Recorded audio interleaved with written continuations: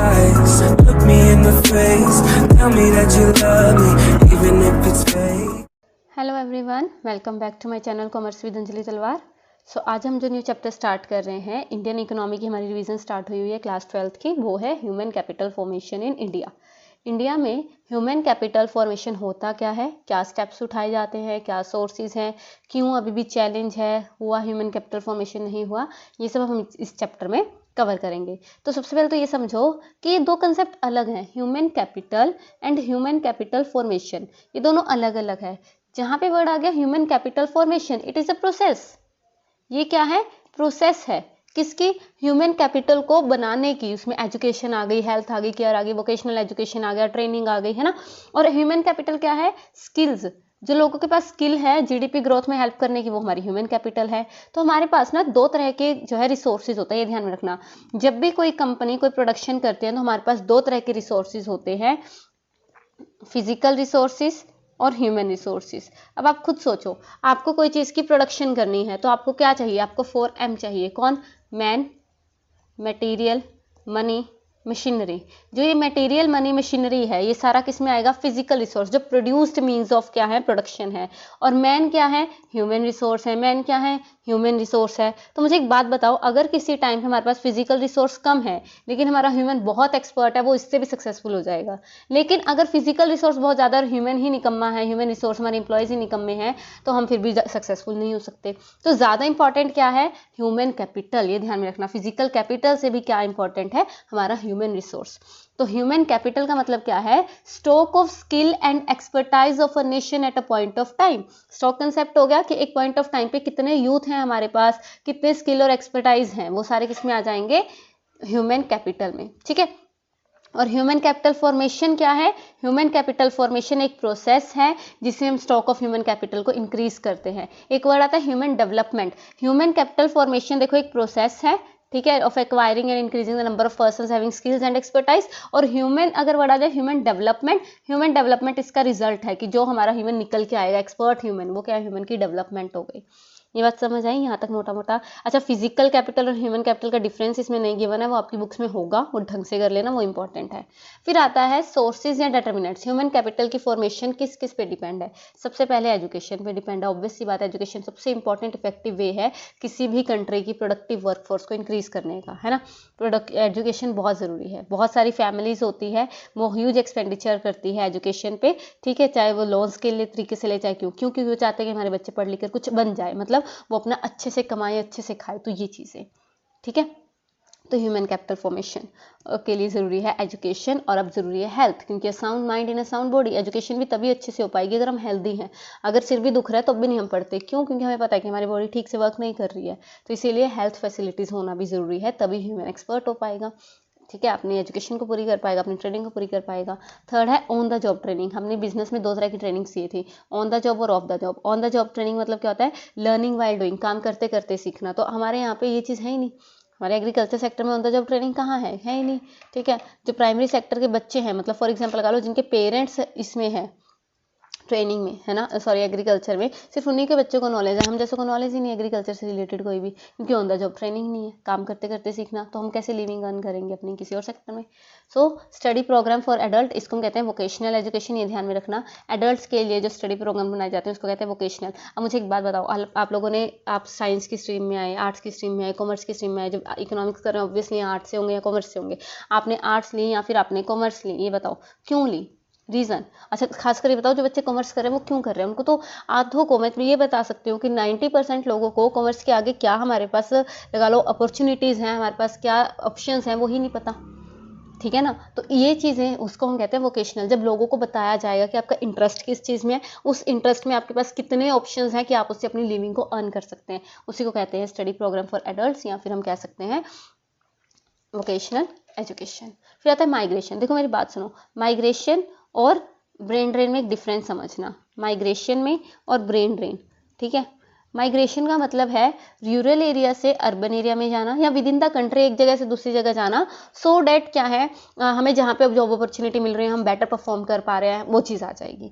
लेकिन brain drain का मतलब क्या है, जब स्किल्ड लोग इंडिया छोड़ के आउटसाइड द कंट्री अपनी बेटर अपॉर्चुनिटी के लिए चले जाते हैं, वो ब्रेन ड्रेन है। तो माइग्रेशन पॉजिटिव में यूज़ करते हैं आप और ब्रेन ड्रेन नेगेटिव में। सो माइग्रेशन से भी ह्यूमन कैपिटल फॉर्मेशन होगा, क्योंकि इनएक्टिव स्किल्स को हम जो है पीपल की वो बेटर यूटिलाइजेशन कर सकते हैं उनकी स्किल्स को, तो ये चीज़ आ जाएगी। ठीक है, और लास्ट है इन्फॉर्मेशन पे भी खर्चा होना चाहिए। ठीक है, information relating to job market, education institution, ये चीज़ें आ गई। तो कैसे कैसे हमारे यहाँ ह्यूमन कैपिटल फॉर्मेशन होगा, पहला एजुकेशन पे खर्चा, हेल्थ पे खर्चा, on the job training, study program होने चाहिए, माइग्रेशन होगा और इन्फॉर्मेशन पे खर्चा होगा, तभी हमारा ह्यूमन कैपिटल फॉर्म होगा। अब ह्यूमन कैपिटल जब डेवलप हो जाएगा, ह्यूमन कैपिटल फॉर्मेशन हो जाएगी, ग्रोथ हो जाएगी, तो उससे क्या फ़ायदे होंगे, फ़ायदे आ जाएँ, सिग्निफिकेंस आ जाए, रोल आ जाए, यही सब आएगा। तो सबसे पहले तो लोगों का इमोशनल और मटेरियल इन्वायरमेंट चेंज होगा। यहाँ पे इसका इमोशनल मटेरियल का मतलब क्या है, इमोशनल इन्वायरमेंट का मतलब है लोगों की सोच, लोगों का जो एटीट्यूड है वो ग्रोथ ओरिएंटेड होगा। अगर लोग पढ़े लिखे होंगे, स्किल्ड होंगे, एक्सपर्ट होंगे किसी फील्ड में, तो ऑब्वियस सी बात है उनके जो एटीट्यूड है वो क्या होगा, ग्रोथ ओरिएंटेड। वो न्यू अपॉर्चुनिटीज़ को चाहते हैं, वो और आगे बढ़ना चाहते हैं, प्रमोशन चाहते हैं। और मटेरियल इन्वायरमेंट का मतलब क्या है, अब सोसाइटी के पास ज़्यादा ट्रेंड वर्कर्स हैं जो इकोनॉमिक ग्रोथ में हेल्प कर सकते हैं, है ना। और अगर ह्यूमन कैपिटल हमारे यहाँ बहुत अच्छा है तो हम फिजिकल कैपिटल को इजीली प्रोड्यूस कर लेंगे, मशीनरियाँ भी बना लेंगे, है ना। इनोवेटिव स्किल्स का यूज़ कर सकते हैं, new new innovation, new new modernization, technology लेके आना। और इक्विटी और पार्टिसिपेशन में भी इंक्रीज होगा, क्योंकि आपको पता है जो ये सोशल इविल्स है, डिस्क्रिमिनेशन हो गया, चाहे ये जेंडर बेसनेस हो गया, रेशियल फेशियल के बेस पे हो गया, ये जब पढ़े लिखे लोग, अब जैसे अपनी ही लगा लो जो जनरेशन है, अब वो इतना टेंशन नहीं लेती इन चीज़ों की। क्या हम देखते हैं कि हमारे फ्रेंड्स कौन सी कास्ट से हैं, कहाँ से है, कैसे हैं, हमें फ्रेंड्स बनाने तक मतलब है, क्यों? क्योंकि हमारे में इक्वलिटी है, हमें मतलब ही नहीं है। हम जब पढ़े लिखे हो जाते हैं, पढ़े लिखे इन द सेंस कोई एक्सपर्ट है, स्किल है हमारे अंदर, है ना, एजुकेशन अच्छी मिली है, तो हमारी पार्टिसिपेशन किसमें, जो गवर्नमेंट प्रोग्राम्स बनाएगी फॉर द डेवलपमेंट, और इक्वलिटी दोनों ही इंक्रीज होगी। ठीक है, ये थे हमारे फायदे। जब ह्यूमन कैपिटल फॉर्म हो जाएगा तो वो क्या फ़ायदा है, emotional and material environment growth increase होगा, प्रोडक्टिविटी फिजिकल कैपिटल की भी इंक्रीज होगी, इनोवेटिव स्किल्स होंगी और पार्टिसिपेशन एंड इक्वलिटी भी इंक्रीज होगी। लेकिन अब ह्यूमन कैपिटल फॉर्म क्यों नहीं हो रहा, क्या क्या प्रॉब्लम्स आ रही है इंडिया के अंदर। सबसे पहले तो पॉपुलेशन बढ़ रही है, पॉपुलेशन चाइना में बढ़ रही है, लेकिन चाइना वाले अपनी पॉपुलेशन को एसेट की तरह ट्रीट करते हैं कि जितनी पॉपुलेशन है अच्छी बात है, उतनी जीडीपी ग्रोथ होगी हमारी, उतने लोग प्रोडक्शन में हेल्प करेंगे। लेकिन हमारे यहाँ लाइबिलिटी के तौर पर लिया जाता है, क्योंकि उनको इतनी फैसिलिटीज़ नहीं मिल पा रही है। तो ये कहते हैं जैसे जैसे पॉपुलेशन मिल रही है, लोगों को फैसिलिटी मिलने का जो रेट है वो कम होता जा रहा है ना। फिर ब्रेन ड्रेन मैंने आपको बता ही दिया, जब हमारा स्किल्ड लेबर बाहर चला जाएगा बेटर अपॉर्चुनिटीज़ की तलाश में, तो यहाँ पे तो हमारा नुकसान हो गया ना। डेफिशिएंट मैन पावर प्लानिंग, इसका मतलब क्या है, demand and supply of labour force. ये कैसे, अब मुझे एक बात बताओ, आपको पता है कि बहुत सारे लोग हैं जो बहुत सारी डिग्रीज लिए बैठे हैं, उनको जॉब नहीं मिल रही। हम कहते हैं ना अनएम्प्लॉयमेंट बहुत ज़्यादा है, डिग्री लिए बैठे हैं, जॉब नहीं मिल रही। और बहुत सारी कंपनीज ऐसे हैं जहाँ पे उनको स्किल्ड वर्कर नहीं मिल रहे। क्यों? वो इनको क्यों नहीं हायर कर पा रहे, क्योंकि इनके पास वो स्किल्स नहीं है। ये बात समझ आई कि देखो वैकेंसीज भी हैं, लोग भी चाहिए और लोग भी हैं, लेकिन ये जो लोग हैं वो इस वैकेंसी के लिए एबल ही नहीं है, कैपेबल ही नहीं है इस काम को करने के लिए। तो ये क्या है, ये डेफिशिएंट मैन पावर प्लानिंग है। उन्होंने वो कोर्स कर लिए, वो स्किल्स एक्वायर कर लिए जिनकी डिमांड ही नहीं है। तो ऐसी चीज करो ना, ऐसा कोर्स करो जिसके आगे डिमांड हो। कहते हैं ना प्लेसमेंट होनी चाहिए, प्लेसमेंट वहीं होगी जहाँ पे काम होगा, है ना। तो वो चीज़ यहाँ पे आएगी कि यहाँ पे मैन पावर प्लानिंग डेफिशिएंट है, insufficient on the job training है। प्राइमरी सेक्टर मैंने आपको बता ही दिया कि यहाँ पे है ही नहीं on the job training program. और एकेडमिक स्टैंडर्ड्स भी बहुत लो हो गए हैं, स्टैंडर्ड कम हो गया हमारा एकेडमिक स्टैंडर्ड का। एजुकेशन के जो लगा लो हायर एजुकेशन में हमने जो है बहुत सारी यूनिवर्सिटीज़ ओपन कर ली हैं unmindful of the academic standard. हमें ये नहीं पता वो काम कैसे कर रही है, चाहे वो इलीगल काम कर रही है, वो कोई दिक्कत नहीं है, बिना मतलब कि लोगों की अटेंडेंस जा रही है पैसे दे के, वो हम चेक ही नहीं कर रहे हैं। ठीक है, तो ये चीज़ दिक्कत में आ रही है। ठीक है, अब यहाँ तक हमने कर लिया कि ह्यूमन कैपिटल फॉर्मेशन होता क्या है, सोर्सेज होगा कैसे, किस किस चीज़ पे हमें ध्यान देना है, फिर उसके फ़ायदे क्या हैं और प्रॉब्लम्स क्या फेस कर रहे हैं इंडिया में, यहाँ तक हो गया। अब यहाँ पे हमने एक चीज़ पढ़ी थी कि सोर्स में सबसे पहला हमने पढ़ा था एजुकेशन। तो एजुकेशन बहुत इंपॉर्टेंट एलिमेंट है किसी भी देश की ह्यूमन रिसोर्स डेवलपमेंट के लिए। मैंने आपको बताया एजुकेशन और नॉलेज, उसमें लिटरेसी में डिफरेंस होता है, ये आएगा आई थिंक इसमें है, चेक कर लेते हैं, अदरवाइज आपकी बुक्स में है, ये जरूर करके जाना। हाँ नहीं, इसमें एजुकेशन और लिटरेसी में डिफरेंस होता है। लिटरेसी मतलब सिर्फ पढ़ा लिखा in the sense the person who is able to read and write, तो फिर उसको लिखना पढ़ना आता है थोड़ा बहुत, उसको थोड़ा बहुत समझ आती है ये चीज़। लेकिन एजुकेशन क्या है, एजुकेशन में टीचिंग, ट्रेनिंग, लर्निंग सब आ जाता है, नॉलेज आ गई, जब जिस चीज़ की स्किल आ गया तो वो चीज़ क्या है, एजुकेशन में आती है।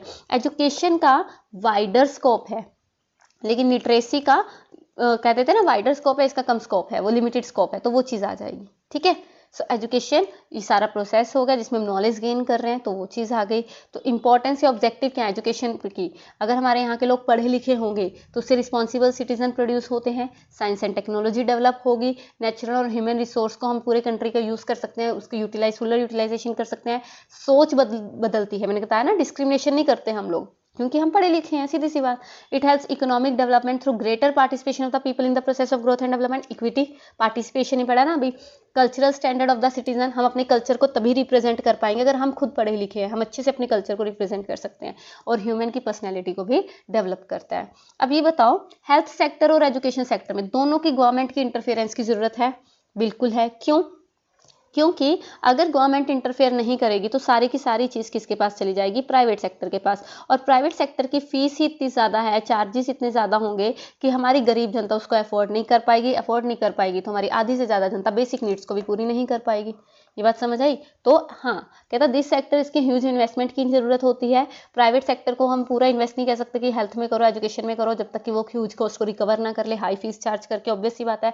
और people in a poor country like ours can not afford high prices and education and health. वही सेम चीज़ आ गई।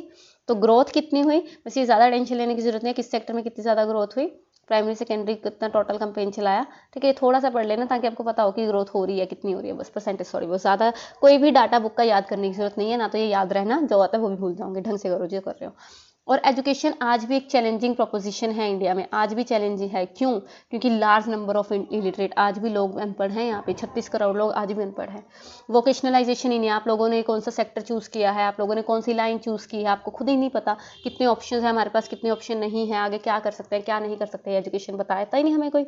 जेंडर बियासनेस है। अगर आज भी पेरेंट्स के पास एक बच्चे को पढ़ाने का पैसा है कहीं एरिया में, तो वो अपने बेटे को पढ़ाना ज़्यादा प्रेफर करेंगे, है ना। ये कहीं ना कहीं आज भी मौजूद है। लो रूरल एसेस लेवल, कि जो बिल्कुल रूरल एरिया में लोग रहते हैं वहाँ पे एजुकेशन पहुँचा ही नहीं अभी तक, बहुत दूर है स्कूल्स, है ना। और प्राइवेटाइजेशन भी बढ़ रहा है। प्राइवेटाइजेशन बढ़ रहा है तो पुअर सेक्शन खत्म ही हो जाएगा, है ना। और गवर्नमेंट जो एक्सपेंडिचर कर तो रही है एजुकेशन पे, लेकिन स्टिल वो उतना नहीं कर पा रही। क्यों? वो कहते हैं कि पॉपुलेशन ज़्यादा, हम किस किस को पूरा करें, है ना, वो चीज़। लेकिन तो गवर्नमेंट कर तो रही है लेकिन उतना नहीं कर पा रही जितना होना चाहिए। हमारे जीडीपी में कहा गया था कि 6% एजुकेशन पे हम खर्चा करेंगे, लेकिन एक्चुअली 4 से 5% भी नहीं हो पा रहा, है ना। तो वो चीज़, तो ये था आपका पूरा chapter human capital formation. Human capital का मतलब क्या है? स्किल एंड एक्सपर्टाइज, ठीक है। जब लोग स्किल्ड होंगे, अपनी जीडीपी ग्रोथ में हेल्प करेंगे, तो वो ह्यूमन कैपिटल हो जाएगा। उसके प्रॉफिट लॉस हम सब पढ़ चुके हैं। इसको कंप्लीट में कीजिए। मिलते हैं नेक्स्ट क्लास में। Thank you so much. Tell me pretty lies, look me in the face, tell me that you love me, even if it's fake.